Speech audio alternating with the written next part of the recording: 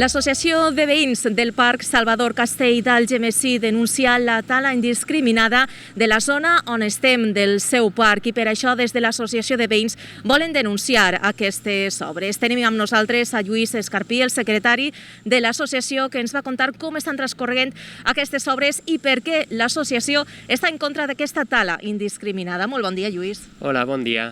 Bueno, així teníeu el vostre parc i al mes de desembre l'Ajuntament va decidir començar unes obres de remodelació i això va significar, com ja ha dit, la tala indiscriminada d'arbres, una cosa que esteu totalment en contra des de l'associació. Sí, des del dia 22 de desembre, abans de Nadal, vam veure que s'iniciaven les obres del projecte que ja havien anunciat i, clar, la sorpresa va ser que van arribar així les motosserres, els jardiners, i van eliminar més d'una dotzena d'arbres de gran tamany, de gran port, que eren adults, entre ells 2 pins de gran tamany que hi ha així, o així més araucàries, algunes mèlies que hi ha així, unes altres que feien ombra, i clar, nosaltres la idea que tenim de parc és un parc verd, un parc amb vegetació, amb zones de jardí, i no el projecte que creiem que és el que van a dur a terme. De primeres creiem que s'hauria d'haver respectat l'arbre que ja és adult, que proporciona una ombra i un confort als ciutadans i a la gent que ve a sentar-se o ve a passejar pel parc. I pel que veiem en el projecte, el que tenim por i el que volem denunciar és que no se continue el projecte de parc anterior que hi ha en l'altra fase, que va dur a terme l'anterior Ajuntament. Què van fer allà? Van eliminar la zona tradicional de jardí, la zona dels arbres que hi havia tota la vida, i van fer un tipus de parc, un model de parc més, més diàfan, més pla, sense obstacles, sense jardí. Per què? La nostra idea, perquè ells el que han consolidat allà és un model de parc recinte firal, que és el que va fer l'altre Ajuntament en el Sequer. La gent el coneix com el Sequer perquè és una zona que no té ombra i que cau el sol cau a plom, sobretot en els mesos d'estiu, i tot és asfalt i tot és paviment. Nosaltres així volíem que, com era una nova fase, que es tinguera en compte un poc la visió més, que fos el pulmó verd de la ciutat, que es repoblara amb arbres, amb ombra i un poc més renaturalitzat, i no el model que creiem que serà més estil esplanada, estil recinte firal. Per què creiem que portaran a terme aquest model, segons hem vist en el projecte i segons s'han explicat? Perquè així volen conjugar una miqueta els dos usos, el de parc d'esplai ciutadà, però també el de recinte firal. Sabeu que el parc alberga, d'alguna manera, acull la festa de la Setmana de Bous i la Fira de Sant Onofre. Això què fa? Això són les necessitats d'espai.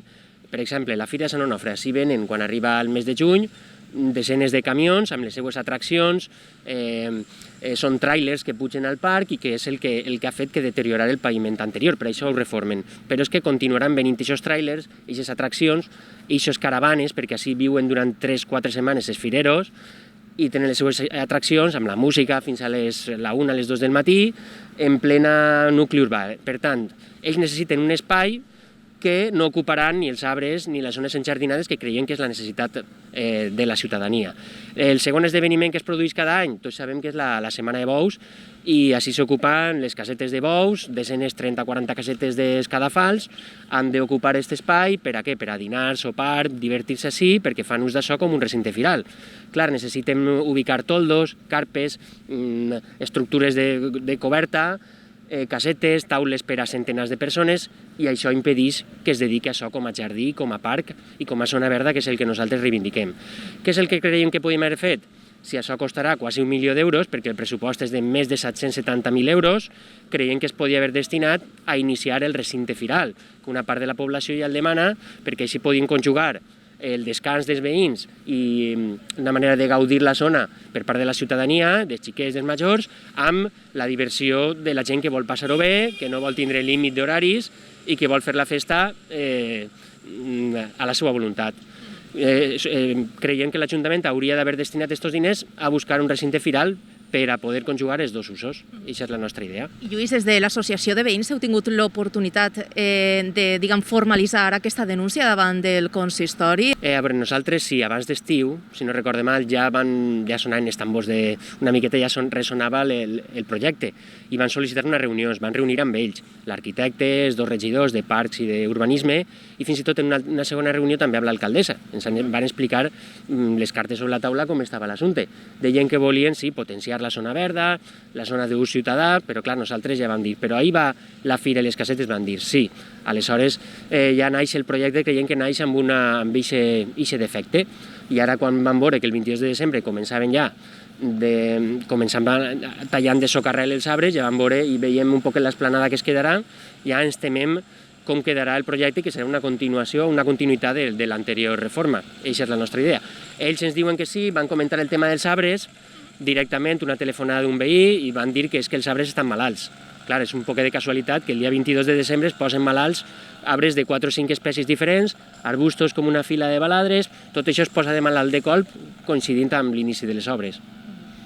Moltíssimes gràcies, Lluís, per atendre'ns. Sí, per supost, que no se quede res. Sobretot, este projecte també ha rebut 500.000 euros d'una subvenció suposadament per criteris de sostenibilitat de la Conselleria de Vivenda. Nosaltres la sostenibilitat l'entenem d'una altra manera, l'entenem amb un parc verd, un pulmó verd i una zona de jardí i amb més arbres i més llocs per assentar-se perquè disfruti la gent major i la gent xicoteta. Un altre exemple de l'ús, i tornant a un exemple, així tenim el parc infantil. Sí. I allà, en aquest espai, teníem el restaurant de la terrassa, amb una superfície prou ampla. L'han enderrocat per al parc, però la sorpresa és que no van ampliar, per exemple, el parc infantil o destinar-ho a una altra infraestructura. El que faran és reservar aquest terreny per a ubicar les casetes de la Setmana de Bous. Pues Lluís, moltíssimes gràcies. Com bé he dit, l'associació de veïns m'imagino que seguireu lluitant perquè voleu veure què passa. Almenys això, dir la nostra opinió i que ens coneguen. Moltíssimes gràcies. A vosaltres. Ahí està la denúncia per aquesta tala indiscriminada d'esta zona del Parc Salvador Castell del Algemesí.